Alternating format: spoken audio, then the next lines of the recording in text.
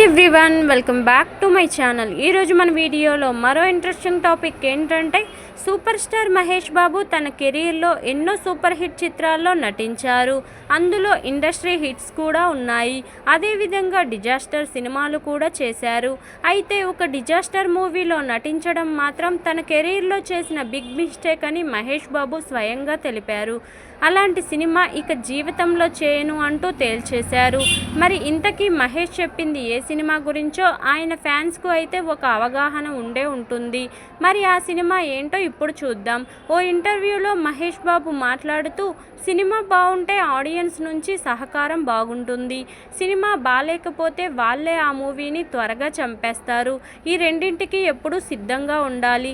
ముఖ్యంగా బ్రహ్మోత్సవం లాంటి సినిమాలు చేస్తే నా అభిమానులకు నేను సమాధానం చెప్పుకోలేను. ఎందుకంటే అది కంప్లీట్గా ఫ్యామిలీ ఓరియంటెడ్ చిత్రం. ఏది సరిగ్గా అందులో వర్కౌట్ అవ్వలేదు. ఆ స్క్రిప్ట్ని సెలెక్ట్ చేయడమే నేను నా జీవితంలో చేసిన పెద్ద తప్పు అంటూ మహేష్ బాబు తెలిపారు. అసలు ఆ కథను ఎందుకు ఎంచుకున్నానా అని ఫీల్ అయ్యా. ఇకపై అలాంటి తప్పులు రిపీట్ చేయను అని మహేష్ బాబు చెప్పుకొచ్చారు. బ్రహ్మోత్సవం నా అభిమానులకు మాత్రమే కాదు, సాధారణ ఆడియన్స్ కూడా నచ్చలేదు.